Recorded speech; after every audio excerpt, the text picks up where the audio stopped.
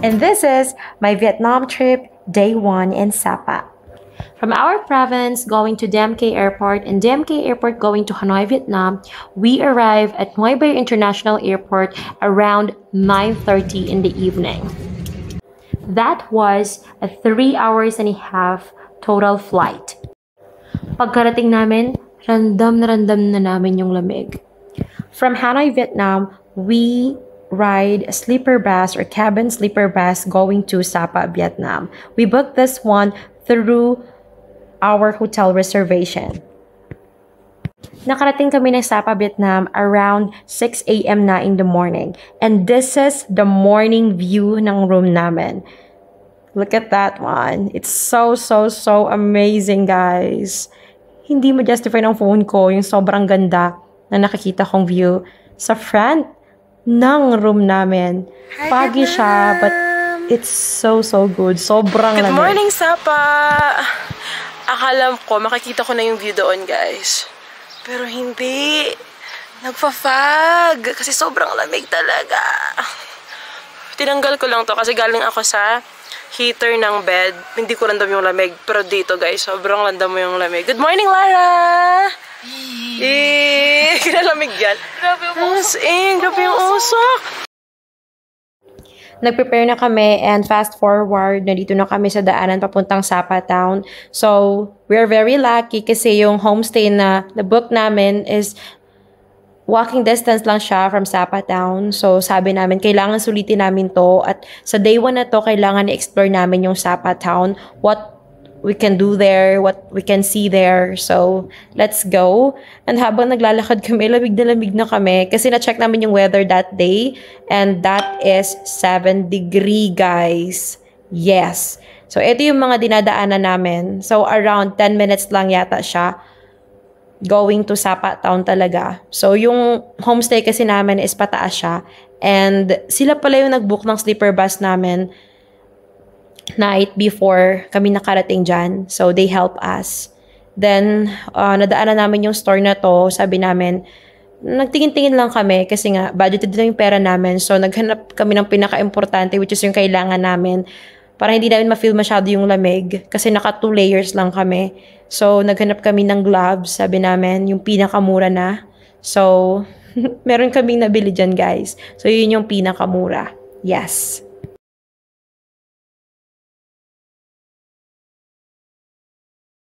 So, after ng mga 8 minutes yata na paglalakad, nandito na po kami sa Sapa Town.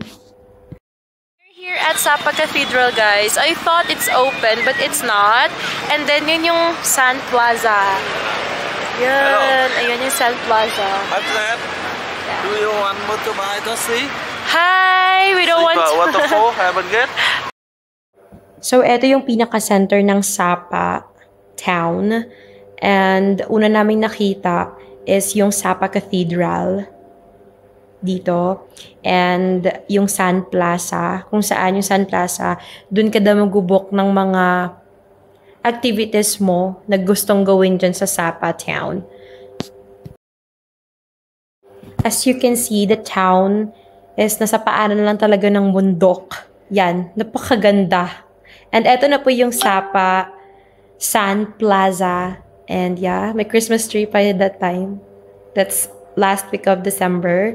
So, pumasok kami and let's see what we can see inside. So, yan, merong mga cafe, merong mga upuan.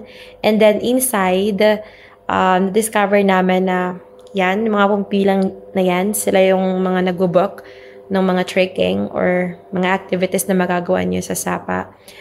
And yun yung pataas sa punta doon kung saan kasakay ka ng train or doon din pala inside makikita yung Fawn Color Station. It's really giving me a Europe vibe at this moment kasi sa kulay at sa design na rin siguro. Look at that. That's amazing. Ang ganda, ang ganda, ang ganda lang, ang ganda lang. 'Di ba? Napakaganda ng clock.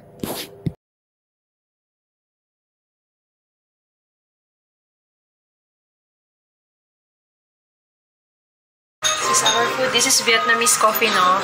That's, No, Vietnamese tea and then Vietnamese coffee. Vietnamese tea ito. Then yung spring roll nila. Then ito yung soup. Yung noodle soup, guys. Then fried rice. Then we have, ano nga yan? Milk lang with condensed. Saka na namin itry yung egg, no? Yung egg coffee sa Hanoi. Tapos we are waiting. Ano ba? Yes. Ay, ito na pala yung lahat ng order namin. Hihi! Bon appetit!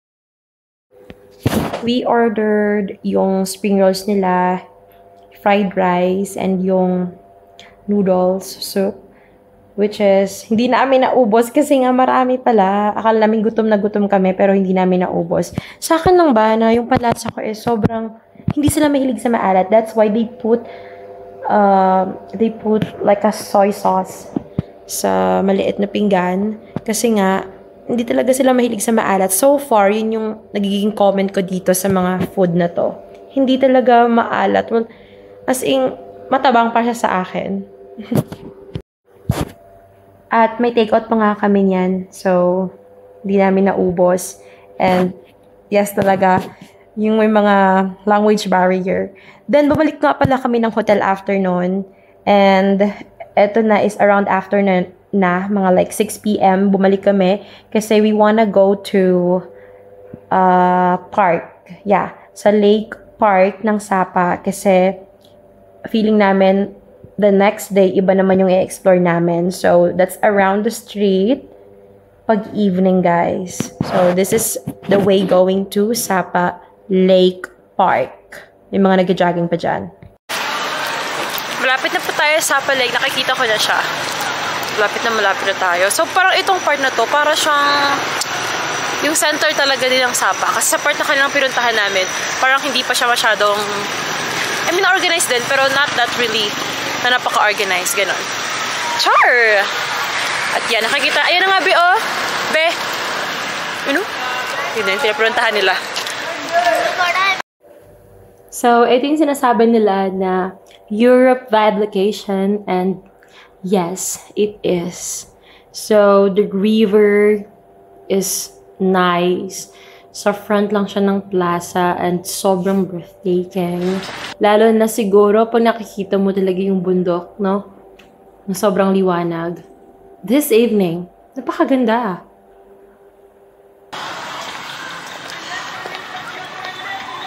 Lara, we made it to Sapa Lake! Ang ganda! Ito naman siya paggabi. Pero feeling ko may gaganda pa to pag-araw, no? Iba rin yung ambience niya pag-araw. So, ganito yung, hindi naman gabi pa naman, pero mag-aalas 6 na kasi. So, yan. That's Lara. And this is Sapa Lake, guys. Everyone.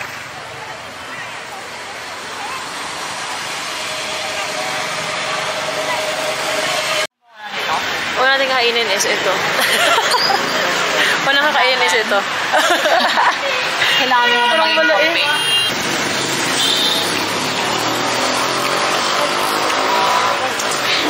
Harap. Ano siya? Ayan. Halaman na ba yung makain? Okay. Akala ko lang sa Thailand lang kumakain ng halaman. Pati ba naman dito? Hala! We also tried their barbecue and masarap naman po siya.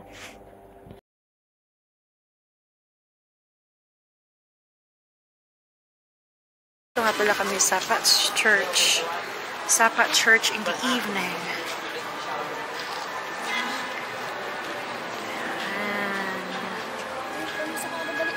Yee!